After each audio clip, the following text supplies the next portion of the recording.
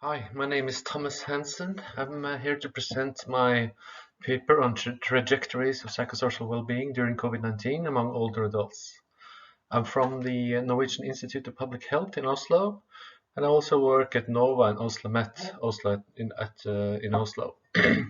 This paper has recently been published in the European Journal of Aging.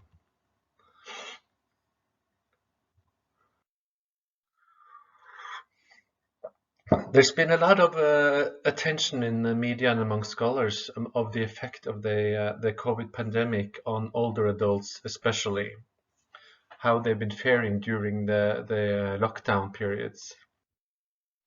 In this paper, we will focus on how older adults did cope with COVID-19 and which subgroups were the most vulnerable. We were also interested in whether there were signs of emotional fatigue as the pandemic dragged on, whether any negative effects of the pandemic was more severe in the later stages of the pandemic. There are different stressors during this time. First of all, there's the health threat of COVID-19. It's uncontrollable, and there was seemingly no end date. And there was threats both to oneself and, of course, to one's loved ones. Also, there was the negative effect of the social distancing measures. So social isolation, restriction of usually pleasurable activities, and lack of access to care facilities and lack of much needed services. However, there might also be positive aspects, or there might be signs of resilience among older adults. First of all, research tends to show that most humans have a vast capacity to adapt to adverse life circumstances. Negative events might have an initial strong impact, but after a while people adapt and return to their baseline level of happiness. Partly this has to do with the influence of genes and dispositional factors. So people with a more negative outlook on life might have more negative effects, but people with a more optimistic attitude might return more quickly to their initial level of well-being. Perhaps also older adults are more uniquely able to cope, which has been suggested by a lot of research. Older adults show less stress reactivity in general and greater emotional regulation. And the greater use of these so-called accommodative coping strategies. It has to do with the downward adjustment of aspirations and needs and comparison standards. And older adults might also draw on past experience, so obviously being able to cope, or they have experience with coping with negative events from the past. There might also be some positive experiences. We've seen that in past mass tragedies that people show an enhanced sense of cohesion and meaning, social cohesion and meaning. People go through a shared experience and they go through a challenge together that might bring people closer together. Also, they might perceive an increased social support during the pandemic. They might also enjoy a time out, a sort of a joy of missing out, a less fear of missing out, FOMO. This is particularly true, I think, among younger people, but might also be true among older adults. A key topic is also risk and protective factors, whether COVID-19 exacerbates inequality now. So when we look at risk groups and heterogeneity among older adults, we are particularly interested in the critical coping resources, or socioeconomic resources, social resources, and psychological resources. And there's a lot of reports that suggested certain risk factors during COVID-19, so living alone, having underlying health problems, pre-pandemic mental health problems, whether you have an ailing partner or are in a caregiver role, and whether you're a female, which means that you have a sort of a higher risk profile. More often you live alone and you have family caregiving obligations. So we were interested in how COVID-19 affected psychological and social well-being among older adults, which subgroups were the most impacted by socioeconomic status, social resources, and physical and mental health, and whether the impacts vary by the stage of the pandemic. We have data from June 2020, and we have from November to December, 8 months into the pandemic, when there were rising infections and stricter stay-at-home orders in Norway. So we use the longitudinal FHUS data. It's a municipality health survey.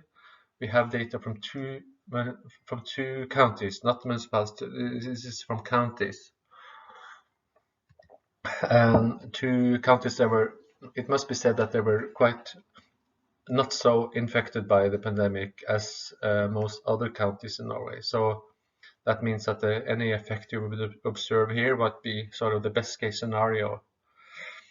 So we have data from before the pandemic, right before the pandemic, and then in June, and then in November, December. And we have published a paper from using the first two waves that looked particularly at loneliness. And we are we were about to publish two papers using the whole data set. And I'm now presenting the number two, the COVID fatigue paper that's now been published. We have a lot of measures of well-being and ill-being in the data. These experiences are measured on a 0 to 10 scale: life satisfaction, positive emotions, negative emotions. And from this, we have constructed 3 indexes. So first of all, we have psychological well-being, and then we have psychological ill-being, and then we have loneliness. We have used a single item, whether you felt lonely in the past week. But we also have the UCLA 3, but it's just measured at time 1 and time 3, unfortunately. But we use that measure as well, just to control the results from the single item. These are the independent variables: social demographics, social embeddedness, and health variables.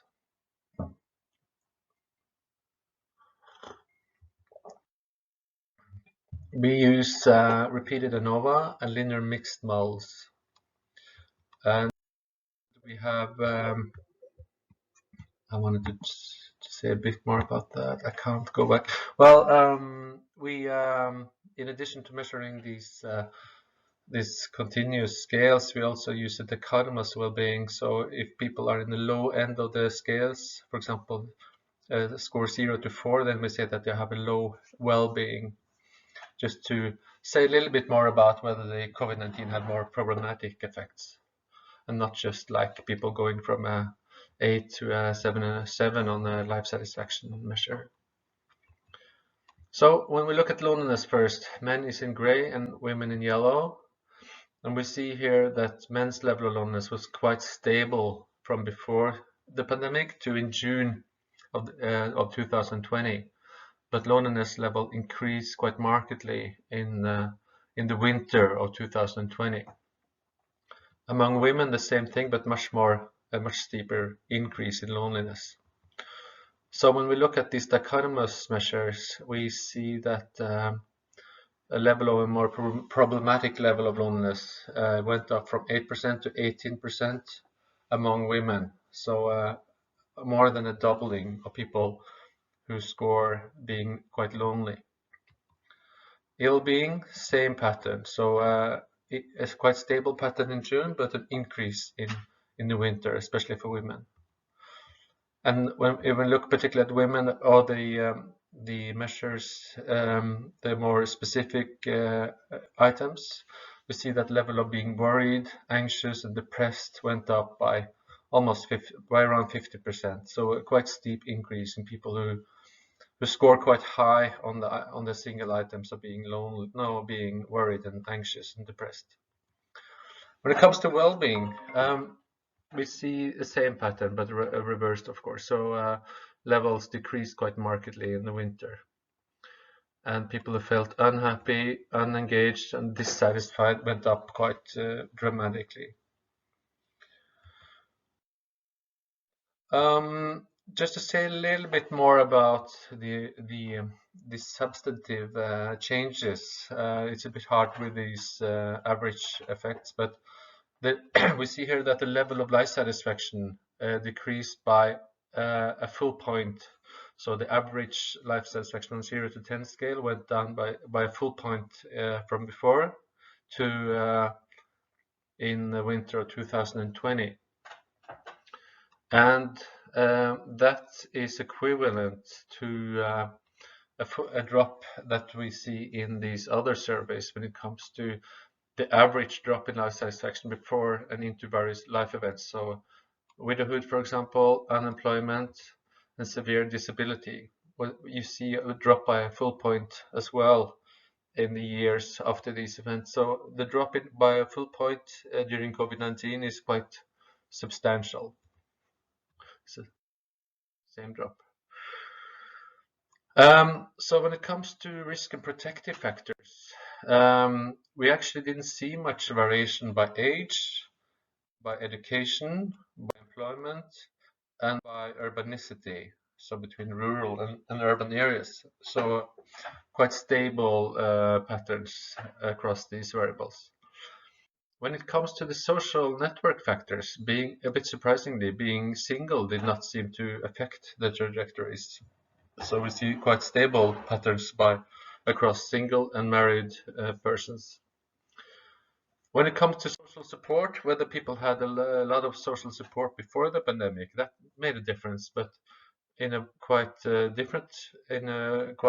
surprising way to us. So for example, when we look at ill-being, we see that the blue curve is people with low social support before the pandemic, and they see a quite stable pattern of ill-being during the pandemic. But the gray curve, that's people with a high level of social support. So they start with a low level of ill-being at time 1, but then their ill-being levels increases quite substantially during the pandemic. So in a way, there's a leveling effect here. People with a high social support seems to fare worse during the pandemic in relative terms. So it's the same with the loneliness also. So people who were initially quite lonely, they seem to fare a bit better in a way during the pandemic than people who scored low on loneliness. Same with well-being also. Quite surprising result. And also a chronic health problem did not make a difference, but subjective health and psychological distress made a little bit of a difference, and in the same way as before. So people who were suffering a bit before the pandemic, they seem to fare better relative to those who had good health and good social embeddedness before the pandemic. So people who were psychologically distressed before the pandemic, they seem to fare a bit better during COVID. So yeah, I'll come back to that in the end. So when we look at these multivariate models, these linear mixed models, we see quite similar results. We see that, well, women were a little bit more of a risk factor here in the multivariate model. And old age was a little bit of a risk factor, but only for loneliness. And as before, well, a partner was a little bit protective factor, but just for loneliness. But as before, people who had problems with health and social embeddedness before the pandemic seem to fare relatively better during COVID-19 than those who had higher resources in these domains before the pandemic. So in summary, well-being was quite stable from before the pandemic to June, but decreasing in November and December. It could relate to people being COVID fatigued, tired of the pandemic, and the situation had gone on for quite a bit, and people felt much more adversely during the later stages. It could also be due to the stronger restrictions and the stronger health threats in November, December than in June. It could also reflect normal seasonal fluctuations, but we don't think that could explain everything because we don't see much evidence of seasonal fluctuations in previous Norwegian data. There's some small fluctuations, but not to this extent. We saw some stronger impacts for women, but no other sort of risk groups.